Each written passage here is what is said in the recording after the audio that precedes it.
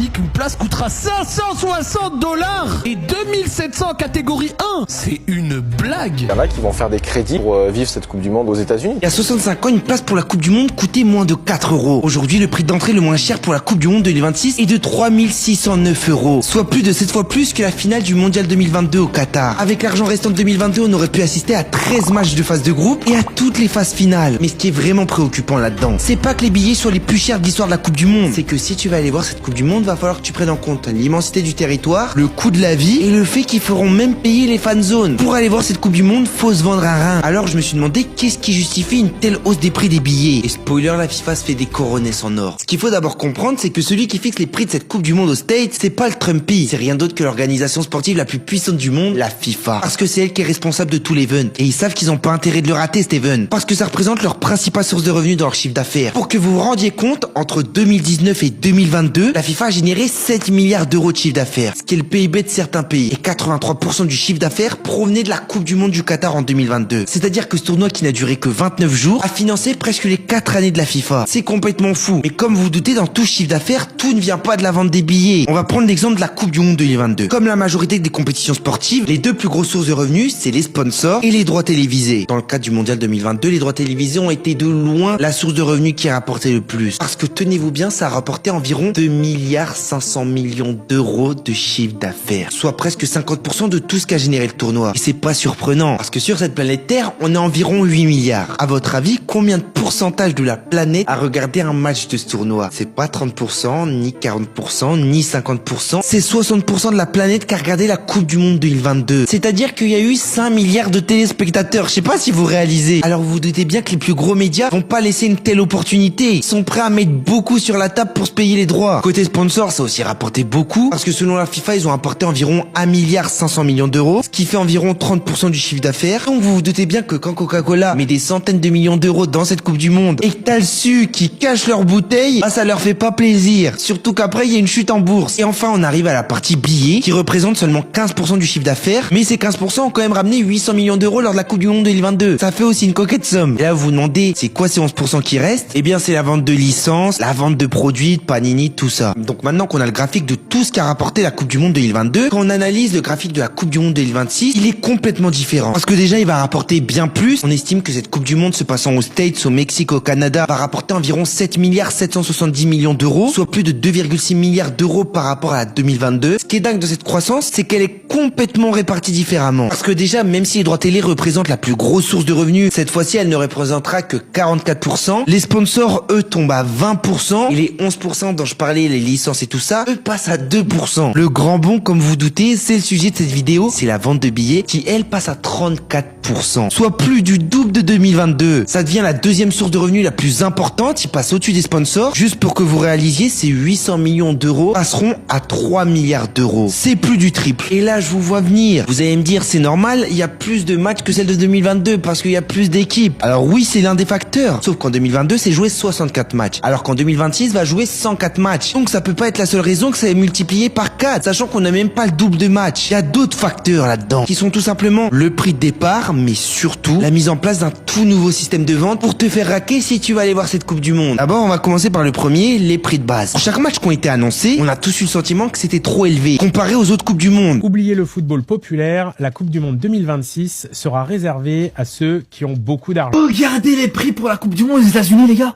En fait, Trump, tu veux nous ruiner. Tu veux nous achever, en fait. C'est ça, on a compris. Donc, je suis allé vérifier tous les prix des billets des autres Coupes du Monde précédentes, où j'ai comparé de 2006 à 2026. J'ai analysé les prix des phases de groupe jusqu'à la finale. Vous allez voir le nombre d'incohérences dans ces Coupes du Monde. Déjà, pour les premiers matchs, on pouvait aller au stade en 2006 pour 47 € minimum, ce qui semble raisonnable. Aujourd'hui, avec 47 €, tu peux même pas aller voir un match du PSG au Parc des Princes. 4 ans plus tard, lors de la Coupe du Monde 2010 en Afrique du Sud, on est tombé carrément à 17 €. Avec 17 €, je suis même pas sûr que tu puisses aller voir un match de Ligue 1. Puis en 2014 au Brésil, on a augmenté un petit peu. Pareil petit à petit en Russie et pareil au Qatar. Mais l'augmentation a été légère, pas aussi grosse que 2022 à 2026. La raison de ces hausses, c'est que la FIFA s'adaptait aux pays hôtes. Le but de la FIFA, c'était de remplir quand même les stades. Donc elle pouvait pas faire un billet à 50 balles en Afrique du Sud, sachant que le pouvoir d'achat est bien plus faible qu'en Russie. C'est là que vous voyez où je veux en venir. Cette édition 2026 se passe aux States, la plus grande puissance du monde, le pays où les gens ont le plus de pouvoir d'achat, des gens qui peuvent raquer beaucoup. C'est pour ça que le prix minimum pour les premiers matchs de cette Coupe du Monde 2026, c'est de minimum 130 €, soit une hausse de plus de 100%. Maintenant, si on avance vers les quarts de finale, pour chaque Coupe du Monde, on a une petite hausse entre le premier match et les quarts de finale, sauf en 2010, on a un bond de 40% en Afrique du Sud. Là, c'est mon avis, c'est pas des sources sûres, peut-être parce que c'est à ce moment que les étrangers sont venus voir leur pays jouer, donc des gens qui avaient plus de pouvoir d'achat, notamment l'Espagne, la France et tout ça. Sauf qu'en 2026, ça explose encore plus, parce qu'on passe de 175 € à 618 €. Je sais que c'est la Coupe du Monde, mais c'est seulement les quarts de finale là. Et là, on arrive pour la finale. Les coûts ont augmenté de manière plus ou moins raisonnable au fil des années, mais pour ce mondial 2026, si vous vous dites cette année c'est la bonne, on va choper notre 3e étoile, on est une équipe de bâtards, je dois pas louper cette finale de Coupe du Monde, ça sera dans l'histoire, et bah t'as intérêt à avoir les reins solides. Parce que si tu vas aller voir cette finale le 19 juillet 2026 au MetLife Stadium, le prix de base est de 2410 €. Je sais, au début de la vidéo, j'ai dit que le prix était de 3600 €, mais attends, reste sur la vidéo, tu vas comprendre pourquoi j'ai dit ça. Donc déjà, c'est plus de 4 fois ce qu'il fallait payer pour la finale Argentine-France en 2022, la finale sûrement la plus légendaire de l'histoire. Et quand on demande à la FIFA la raison de cette augmentation, ils nous disent déjà l'offre. Pour Infantino, le gourou de la FIFA, ce sera la plus belle Coupe du Monde de l'histoire, donc personne ne veut louper ça. Mais la vraie raison explicable, c'est l'augmentation des coûts logistiques. Parce que cette Coupe du Monde, je vous rappelle, se passe dans 3 pays. Et pas des petits pays, des big countries. En comparaison, en 2022, ils ont dépensé 1,6 milliard d'euros pour les infrastructures, tandis qu'en 2026, ils ont dépensé 3,250 milliard d'euros, ce qui est bien plus du double. Donc revenons à l'erreur que j'ai faite exprès quand je vous ai dit au début de la vidéo que le ticket le moins cher pour la Coupe du Monde 2026 coûtait minimum 3600 €. Puis je vous ai dit il y a un instant que ça coûtait 2400 balles. Donc forcément, dans l'un des deux cas, on s'est trompé. Si je vous ai dit ce changement, c'est dû au deuxième pilier, le nouveau système de vente. C'est-à-dire que depuis la Coupe du Monde 2002 qui se passait en Corée au Japon, la FIFA utilisait un système en 3 éléments. On avait un tirage au sort aléatoire, ensuite les billets catégorisés de 1 à 4 et ensuite une grille de prix fixe. Pour le tirage au sort aléatoire, c'était les supporters qui s'inscrivaient en avance, ceux qui étaient le plus motivés à voir cette Coupe du Monde, et une fois le délai d'inscription, il y avait un tirage au sort, et si t'étais tiré au sort, tu pouvais acheter ta place avant tout le monde à un prix souvent raisonnable. Après ce tirage, tu devais te battre contre tous les autres pour prendre une place. La place était de moins en moins chère. Si t'arrives à temps, tu pouvais choisir ta catégorie entre 1 à 4. 4, c'est-à-dire au plus haut, là où tu vois le moins bien, donc tu payes moins cher. Catégorie 1, c'est le VIP, là où tu payes le plus cher. Là, faut de la plata pour se permettre de s'offrir des billets pareils. Et la grille de prix fixe, c'était réservé aux résidents du pays hôte. Ça s'est passé comme ça durant toutes les Coupes du Monde. En 2026, la FIFA était très gourmande. Elle a voulu changer les règles pour se faire encore plus d'argent. Cette fois-ci, ils ont fait un modèle de prix dynamique. C'est-à-dire que le coût du billet s'ajuste en fonction de la demande. Le prix du billet n'est plus un chiffre statique. Si tu prends souvent l'avion, tu vois ce que c'est. C'est le même modèle que les compagnies aériennes. C'est-à-dire que plus de monde va aller au Brésil en novembre 2026, par exemple, plus le billet sera cher. Donc plus de personnes veulent le même billet, plus celui qui réussit à l'obtenir devra payer très cher. C'est les enchères. Si tu veux ta place, va falloir que tu ralasses, mon gars. Et le risque, c'est que si la demande est petite, le billet sera moindre. Par exemple, un match Ouzbékistan-Congo, ça m'étonnerait que beaucoup de monde veuille aller le voir. Donc ça change tout. Par exemple, en 2022, si la demande était énorme pour aller voir la finale, le prix était fixe. Le premier arrivé payait 500 €. Même si énormément de monde voulait la place 15, rang 30. Le gars était le premier, il payera 500 €. Sauf qu'en 2026, si tu veux la place 15, rang 30 et que tu veux payer le billet à 500 €, sauf que Michel veut aussi cette place, sauf que lui est prêt à payer 600 €, c'est Michel qui l'aura. Mais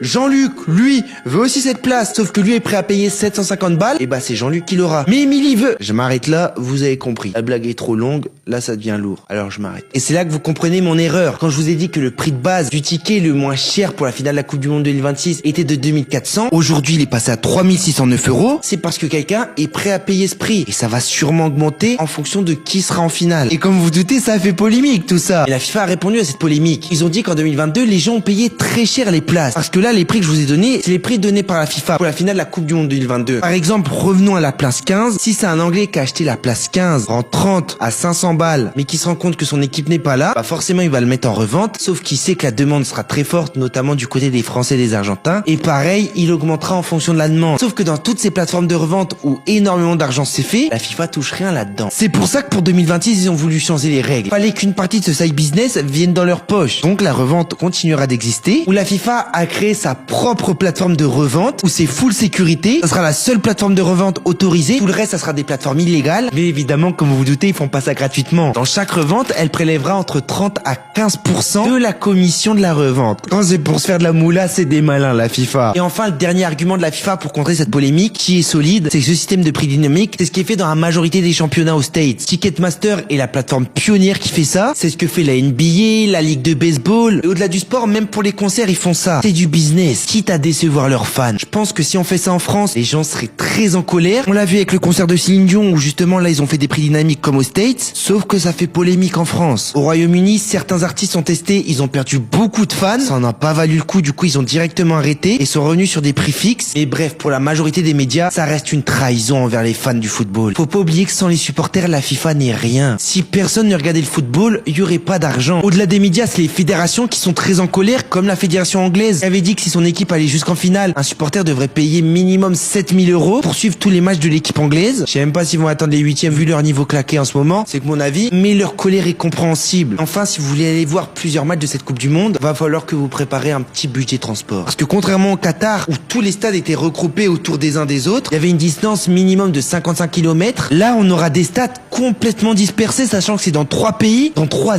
énormes pays, juste pour que vous réalisiez, entre le stade de Seattle et de Miami, 2 stades qui accueillent la Coupe du Monde, 5600 km les séparent. À titre de comparaison, c'est la distance entre Paris et Montréal. Désolé si vous êtes algérien, il est très peu probable que vous puissiez assister à tous les matchs de votre sélection, parce que rien que pour les phases de groupe, l'équipe algérienne va faire 6000 km entre tous les stades. Je compte même pas leur trajet entre l'Algérie et les States. Et enfin, il y a le coût aussi de l'hébergement. Peut-être au Mexique ça sera moins cher, mais aux États-Unis et au Canada, t'en auras pour bonbons si tu vas aller avoir cette finale. Ça va être comme au JO à Paris, où avant les JO, le ticket de métro était à 2 balles, mais pendant les JO, ces bâtards l'ont fait passer à 4,50. Encore une fois, c'est l'offre la demande. Les touristes étrangers ont raqué. Donc si tu veux aller voir tous les matchs de l'équipe de France, t'en auras pour minimum 20 000 €. En comptant le prix des billets, de l'hébergement, du trajet, tout ça. Sans compter toutes les démarches administratives que tu dois faire, le visa et tout ça. Donc dis-moi en commentaire si tu vas aller voir cette Coupe du Monde. Si tu vas la voir, t'es très motivé. Personnellement, je vais attendre la Coupe du Monde 2030 parce qu'elle se passe à côté de chez nous. Je vous rappelle, elle se passe en Espagne, Portugal, Maroc. Là, ça vaudra le coup. Et n'hésite pas à t'abonner, ça mange pas de pain. Parce que pendant cette Coupe du Monde, je vais vous rafale de vidéos. Puis si tu veux voir aussi pourquoi les maillots de sport coûtent si cher, n'hésite pas à aller voir ma vidéo ici.